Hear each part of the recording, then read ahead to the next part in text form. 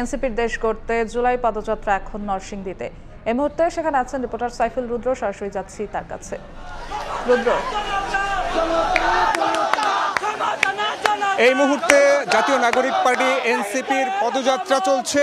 আপনারা দেখতে পাচ্ছেন যে জাতীয় নাগরিক পার্টির নেতাকর্মী থেকে শুরু করে যারা নরসিংদী জেলা তাদের যে প্রতিনিধিরা আছে তারা সবাই বিভিন্ন জায়গা থেকে মিছিল নিয়ে জেলখানার মোড়ে এসে উপস্থিত হয়েছে। জেলখানার মোড়টা হচ্ছে নরসিংদী সদর উপজেলার এই জেলখানা মোড় থেকে তারা তাদের আজকের পদযাত্রা আরম্ভ করেছে। বিকেল 4:40 নাগাদ এনসিপি নেতৃবৃন্দ জেলখানা মোড়ে উপস্থিত হয়ে এখান থেকে নরসিংদী জেলার আজকের কর্মসূচি তারা আরম্ভ করে। এর আগে গতকাল রাত 9টার দিকে গাজীপুরের কর্মসূচি শেষ করে এনসিপি নেতৃবৃন্দরা নরসিংদীতে এসেছেন। তারা রাতে জেলায় অবস্থান করেন এবং আজকে সকাল থেকে তারা তাদের সাংগঠনিক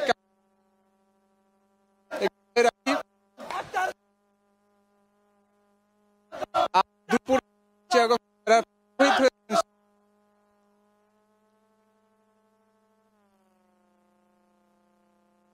শহীদ পরিবারগুলোর সঙ্গে তারা মত বিনিময় করেছেন এবং একসঙ্গে তারা দুপুর খাবার খেয়েছেন।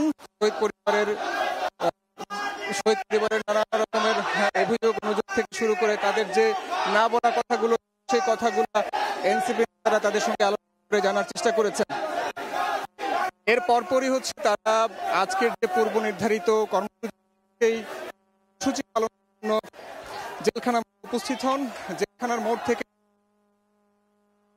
শেষ হবে পৌরসভার মোড়ে গিয়ে সেখানে আজকের এই পদযাত্রা শেষে তারা সেখানে সংক্ষিপ্ত সমাবেশে বক্তব্য রাখবেন। পৌরসভার মোড়ের দিকে এখন এই পদযাত্রাটি যাচ্ছে। এরই মধ্যে নরসিংদী জেলার বিভিন্ন এলাকা থেকে এনসিপি নেতা এবং তাদের দলের অন্যান্য সদস্যরা এসে জড়ো হয়েছেন।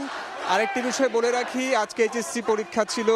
তারা যেমনটা বলছিলেন যে এইচএসসি পরীক্ষা থাকায় তারা তাদের কর্মসূচি বিকেল 4টার পর আরম্ভ করে। তাদের এই কর্মসূচিকে ঘিরে আইনশৃঙ্খলা বাহিনী তৎপর রয়েছে। আইনশৃঙ্খলা বাহিনীর বিভিন্ন ইউনিট কাজ করছে। সাদা পোশাকে আইনশৃঙ্খলা বাহিনীও মাঠে আছে, নিরাপত্তায় যেন কোনো ব্যাঘাত না ঘটে।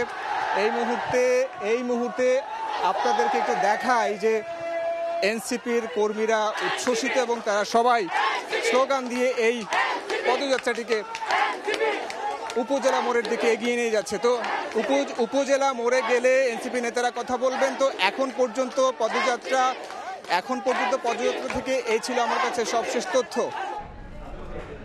নরসিংদী থেকে এনসিপির জুলাই পদযাত্রার সবশেষ খবর জানাচ্ছিলেন রিপোর্টার সাইফুল রুদ্র।